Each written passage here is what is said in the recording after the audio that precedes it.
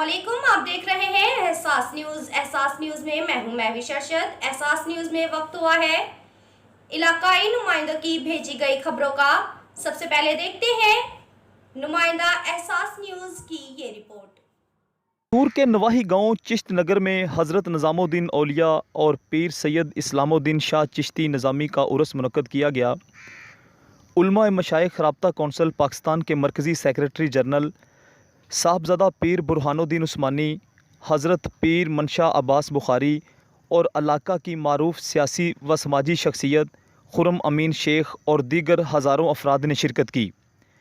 पीर बुरहानुद्दीन उस्मानी का कहना था कि औलिया इकराम का मिशन हमेशा से मोहब्बत रहा है और इसी मिशन की तरवीज व तकमील की खातर हज़रत ख्वाजा मोइनुद्दीन चिश्ती अजमेरी हिंदुस्तान तशरीफ़ लाए और लाखों लोगों तक इस्लाम का पैगाम मोहब्बत पहुँचाया।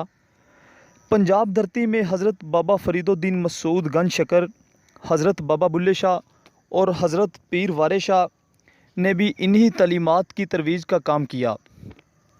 यही वजह थी कि हज़रत इस्लामुद्दीन चिश्ती निज़ामी भी पक्की हवेली कसूर के मकाम से चश्मा नूर साबित हुए और उनकी तलीमात इलाका के लोगों के लिए मंबा फैज़ हैं।